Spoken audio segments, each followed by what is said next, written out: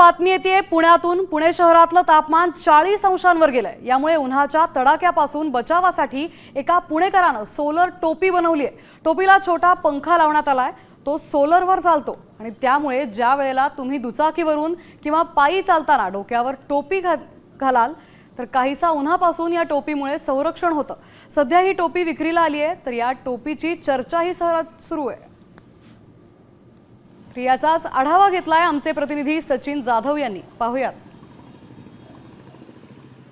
तुम्हाला एक गोष्ट दाखवणार आहे, ती ही टोपी आहे, जी अनोखी टोपी आहे, जी सध्या बाजारात आली आणि या टोपीची वैशिष्ट्य आपण ती जाणून घेणार आहोत की काय आहे नेमकं हे। पर्यावरण प्रेमी तुम्ही आहातच, एकूणच ही सगळं करताना आता उन्हापासून संरक्षण करण्यासाठी ही अनोखी टोपी बाजारात आली, ती तुम्ही घेऊन फिरताय।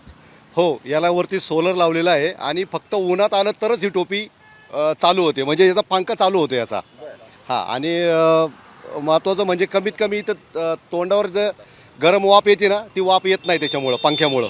हा छोटासा पंखा आहे, खरं तर हे सोलरवर पूर्णतः चालते। ज्यावेळेस तुम्ही उन्हात असाल त्यावेळेस या सोलरच्या माध्यमातून या टोपी जी आहे ती या पंखा होतो आणि ज्यावेळेस तुम्ही दुचाकीवर उन्हामध्ये बाहेर फिरतात त्यावेळेस काहीसं हे होतं। ज्यावेळेस तुम्ही सावलीत जाल त्यावेळेस हा पंखा चालत नाही आहे।